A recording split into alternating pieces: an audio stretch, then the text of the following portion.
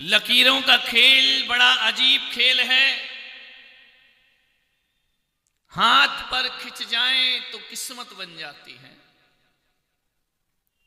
जमीन पर खिंच जाएं तो सरहद बन जाती है, शरीर पर खिंच जाए तो खून बन जाती है, और रिश्तों में खिंच जाए तो दीवार बन जाया करती है। लकीरों ढंग से बजाओ, नहीं बजाना तो मत बजाओ। कोई ऐसा नहीं करो, मन है तो बजाओ, नहीं है तो मत बजाओ, बाकी तो मैं तुम्हें बजाऊंगा ही, ध्यान रखना। रिश्तों में खिंच रही हैं दीवारें,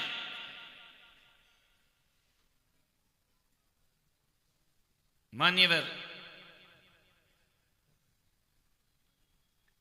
चार दीवार और एक छत। एक दीवार मकान को जोड़ती है और एक दीवार मकान को तोड़ती है। चार दीवारें ईंट पत्थर की हों तो मकान की छत जुड़ जाया करती है। ध्यान रखना, मकान की दीवारों से मकान जुड़ता है, मन की दीवारों से मन टूटता है। ध्यान रखना। और एक बात और याद रखना, मकान में दीवार बाद में उठती है, पहले आदमी के मन में दीवार खड़ी हो जाया करती है। मकान की दीवार मजबूत नहीं होती, लेकिन मन की दीवार बहुत मजबूत हुआ करती है। आज जो मैं बात आपसे करने जा रहा हूं वो मन की दीवारों की बात कर रहा हूं। एक बात याद रखना, जब किसी आंगन में दीवार खड़ी होती है, जब किसी घर में दीवार खड़ी होती है, अपना ही आंगन छोटा हो जाता है। और जब कभी मनों में दीवार खड़ी होती है, अपने ही रिश्ते कमजोर हो जाया करते हैं। नुकसान किसी का नहीं होता, अपना ही होता है। मन की दीवारें, इन्हें गिराने का प्रयास करो। एक बात याद रखना, मकान बनाना पड़ता है। एक होता है मकान और एक होता है घर।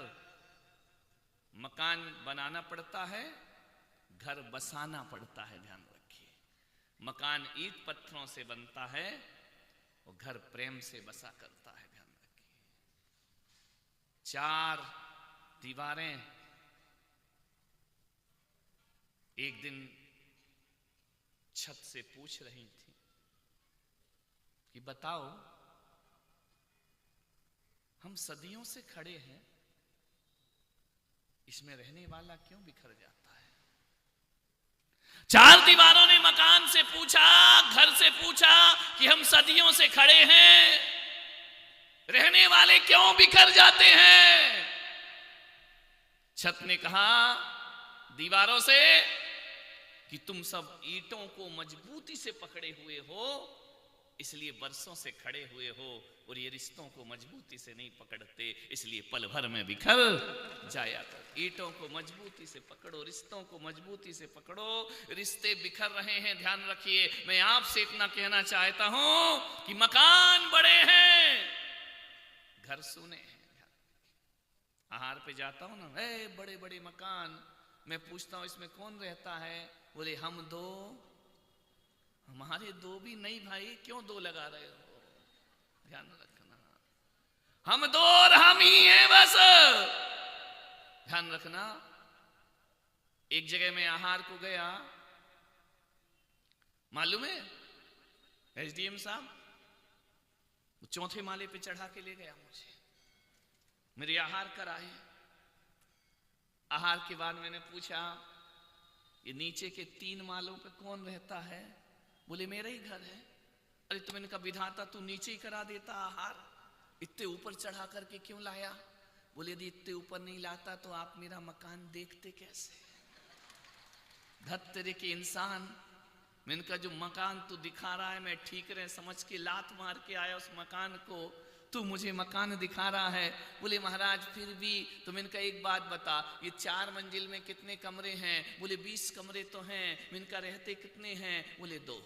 ध्यान रखना, मकान के कमरे 20, आदमी रहता है 2। अरे 2 लोगों के लिए 2 कमरे बहुत है, 3 कमरे बहुत है, 4 कमरे बहुत है, 20 कमरे। मैंने उससे पूछा कि तेरे माँ बाप कहां रहते हैं? बोले मेरी माँ से मेरी बीवी की बनती नहीं है, वो छोटे भाई के पास रहती है। जानो दत्त तेरे की ये इंसानियत है, ये मकान है तुम्हारी। मेरी माँ से बनती नहीं मेरी बीवी की। एक बात बताओ सलूमर वालों, जब जब सास और बहू में झगड़ा होता है, अनबन होती है, तो देश निकाला माँ बाप को ही क्यों मिलता है, पत्नी को क्यों नहीं मिलता है? हमेशा माँ बाप की व्यवस्था की जाती है, माँ बाप को सेपरेट किया जाता है, पत्नी को सेपरेट नहीं किया जाता है। आपसे निवेदन है, कोठी सूनी है, झोपड़ी सूनी है, बड़े बड़े मकान हैं, रिश्ते नहीं हैं, आंखों में प्यार नहीं, अपनापन नहीं, ढूंढ रहे हैं हाथ, ढूंढ रही हैं निगाहें, किस घर में खुशियां आ जाए। ध्यान रखिए, बड़ी विडंबना है, दुआ के लिए उठने वाले हाथ दीवार बना रहे हैं। मान्यवर, आखिर ऐसा क्या हो जाता है? सही बताना कि भाई भाई बचपन में लड़ते हैं, झगड़ते हैं, मारपीट भी हो जाती है, शाम को एक हो जाते हैं,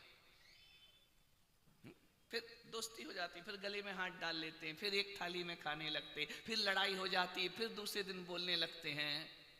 लेकिन वो ऐसा समय कब आता है कि जब एक बार लड़ते हैं फिर जिंदगी भर नहीं बोलते हैं। ध्यान रखना, जब आदमी बड़ा होता है ना, बचपन में लड़ता है, झगड़ता है, अरे बड़े भी लड़ते हैं, झगड़ते हैं, लेकिन अलग नहीं होते। कब तक? ईमानदारी से बोलता, तुम अपने कर्मों को खुद ही बखान करो, कब हो जाते हैं अलग अलग? जैसे ही वो देवी आती है ना, फिर एक बार भाई लड़ता है, फिर जिंदगी भर बोलना बंद हो जाया करता है। ध्यान रखिए, आपसे निवेदन है, ऐसे बड़े होने से तो लगता है बचपन ही अच्छा था, कम से कम दो आदमी दो दिल तो एक हुआ।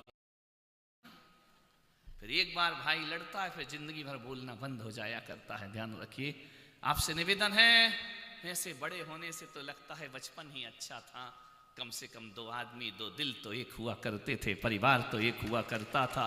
ना जाने आदमी को क्या हो जाता है, छोटा होता है तो सोचता है मैं जल्दी बड़ा हो जाऊं, मैं जल्दी बड़ा हो जाऊं, और जब बड़ा हो जाता है तो आदमी सोचता है कोई लौटा दे मुझे बीते हुए दिन। आदमी संतुष्ट नहीं है, बड़ा हो जाए तो सोचता है यार बचपन अच्छा था, बचपन था तो सोचता है जल्दी बड़ा हो जाऊं। बड़े होने में बहुत तकलीफें हैं मेरे भाई, छोटे होने में कोई तकलीफ नहीं, आनंद ही आनंद हुआ करता है। छोटे थे तो लड़ झगड़ के एक हो जाते थे, बड़े हो गए, छोटे थे तो एक दूसरे पर जान छिड़का करते थे, और बड़े हो जाते हैं तो एक दूसरे के जान के प्यासे हो जाया करते हैं। ध्यान रखना, ऐसा बड़कपन किस काम का? ध्यान, बड़ा हुआ तो क्या हुआ, जैसे पेड़ खजूर और पंछी को छाया नहीं फल लागे, ऐसे बड़े बन के क्या करो? बिल्कुल बड़े मत बनो। ध्यान रखिए, छोटे ही बने रहो जिंदगी में, छोटे बनने में बड़ा आनंद है। और एक ध्यान रखना, छोटा छोटा बने तो उतना आनंद नहीं है, जब बड़ा अपने को छोटा बना लेता है जीवन में आनंद बरस जाया।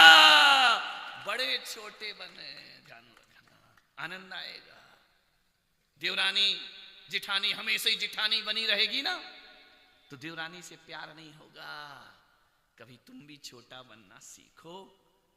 ध्यान रखना, सासुओं, प्यारी प्यारी अम्माओं, जगत जननी जगदम्बाओ, कभी तुम भी छोटी बन जाओ। ध्यान रखना, 24 घंटे सास बनी रहोगी। मैं संत हूं, 24 घंटे में ऐसा नहीं रहता हूं। जो लोग मेरा मंच में रूप देखते वो दूसरा होता है, और कमरे में रूप देखते वो दूसरा हुआ करता है। जिंदगी के हर पहलुओं को जीना चाहिए। मंच का देख लो तो पसीना आ जाएगा लोगों को बात करने में, ध्यान रखना। लेकिन कमरे में मैं कुछ और होता हूं, रात की वैयावृत्ति में मैं कुछ होता हूं, आनंद यात्रा में कुछ और होता हूं। ध्यान रखना, लोग बोले कि महाराज आपको देख के बड़ा डर लगता था। मैंने कहा केवल स्टेज पे डरने का, उसके बाद कभी डरने का नहीं, क्योंकि स्टेज मंच का अनुशासन हुआ करता है। ध्यान रखिए, बाकी समय नहीं। जाकी रही भावना जैसी तिन मूरत देखी प्रभु तैसी। ध्यान रखना, कभी हल्के मूड में भी आया करो। 24 घंटे बड़े मत बना करो, छोटे बन जाया करो। मैं तो बड़े लोगों से कहता हूं कि दिन में 1 घंटे छोटे बच्चों के साथ गुजारा करो। मैं भी बोलता हूं छोटे छोटे बच्चों से, क्योंकि छोटे बच्चे वो होते हैं जो अच्छों अच्छों की अकड़ तोड़ दिया करते हैं। ध्यान रखना, नहीं तोड़ते क्या? छोटा बच्चा होता है ना, दादाजी घोड़ा बनो घोड़ा बनो। अरे कहां का ऑफिसर, इतनी बड़ी पोस्ट पे, पोता कह रहा घोड़ा बना। अब बन गए दादाजी घोड़ा, बैठ गया घोड़े पे, लकड़ी की काठी काठी पे। ध्यान रखिए, बच्चे अहंकार को तोड़ते हैं। बच्चों के साथ मैं कहता हूं, मैं पुलक सागर तो रोज यहां रहूंगा नहीं, सत्संग यहां रोज मिलेगा नहीं। मैं कहता हूं सत्संग का मजा लेना है तो कभी कभी छोटे बच्चों में बैठ जाना, सत्संग का मजा अपने आप प्राप्त हो जाया करता है। समझे? आखिर ऐसा क्या हो जाता है बड़े होकर के कि 2 सगे भाई एक दूसरे के जानी दुश्मन हो जाया करते हैं? मालूम है नरक क्या है? मरने के बाद नरक मिलेगा ये मुझे नहीं मालूम। मरने के बाद स्वर्ग मिलता है ये भी पुलक सागर नहीं जानता है। लेकिन मैं इतना जरूर जानता हूं, एक आदमी आया कि हमारे दादाजी मर गए, बताओ उन्हें क्या मिला, स्वर्ग मिला कि नरक मिला? मैंने कहा मुझे नहीं मालूम, कोई मैं यमराज का एजेंट नहीं हूं कि मैं बताऊं किसको क्या मिला। लेकिन मैं इतना जरूर जानता हूं साल उम्र वालों कि मरने के बाद स्वर्ग मिले या नहीं मिले मुझे नहीं पता। जो जीते जी जिंदगी स्वर्ग से जीता है उसे मरने के बाद स्वर्ग जरूर मिला करता है। और जो अपने घर के वातावरण को नरक बना के रखता है, कितना भी पूजा पाठ कर ले, कितना भी मंदिर चला जाए, उस आदमी को नरक की प्राप्ति जरूर होती है। ध्यान रखो। एक बात बताऊं शांतिलाल जी, एक बुजुर्ग की अर्थी जा रही थी, एक आदमी आए, बोले महाराज दादाजी गए। तो मैंने कहा गए तो हम वापिस कहां से लाए, गए तो गए। बोले महाराज एक बात बताओ, वो आदमी मर के कहां गया? अरे मैंने कहा भाई मैं कैसे बताऊं कि मर के कहां गया? बोले नहीं नहीं आप संत हैं, आप बताएं वो दादाजी मर के कहां गए। मैंने कहा एक बात बताओ, कहां गए ये तो बाद में बताना, ये बताओ उन्हें जिंदगी कैसे जी? जिंदगी का मत पूछो। बोले, मैंने कहा क्यों? बोले 20 साल तो पुलिस ढूंढती रही। समझी गया? 20 साल पुलिस ढूंढती रही, 20 साल जेल में रहा, 20 साल अस्पताल में तड़पा, 20 साल घर वालों को सताया, आज चला गया। अब बताओ असल उम्र वालों, जिसका जीवन ऐसा हो कि 20 साल पुलिस ढूंढे, अब आप ही बता दो वो आदमी नरक जाएगा या स्वर्ग जाएगा? ध्यान रखिए, उसकी जिंदगी ही नरक जैसी रही। अस्पताल में तड़प तड़प के मरा, जेल में घूमा, वो कैसे स्वर्ग जाएगा? मान्यवर, ऐसा आदमी मैं यदि कहूं तो नियम से नरक जाएगा। ध्यान रखना, स्वर्ग जैसा जीवन जियो, स्वर्ग जैसा वातावरण बना लो, स्वर्ग जैसी स्थिति बना लो।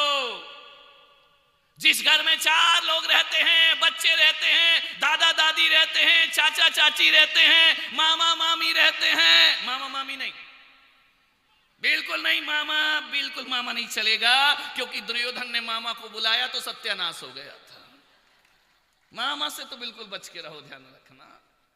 कंस मामा बन के आया, सत्यानाश हो गया। मामा से बच के रहो। एक जगह से मेरा बिहार हो रहा था, एक आदमी आए, बोले मेरा साला। मैंने कहा इसी ने तेरी जिंदगी बर्बाद की है। बोले क्यों? मैंने कहा दीवार को आला, वो ससुराल को साला बर्बाद करता है। दीवार को आला काला कर देता है, वो साला बहन का घर बर्बाद कर देता है। सालों से बचो, ध्यान रखिए। जिस घर में परिवार में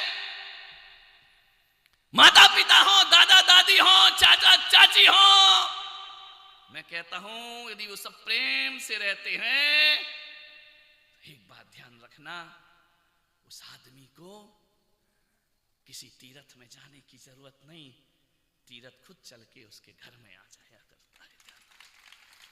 कहां की तीर्थ यात्रा करते हो? मान्यवर, आपसे निवेदन है, थोड़ी सी रिश्तों को बचाना है, थोड़ी सी सहनशीलता रखो, थोड़ा सुनने की ताकत रखो।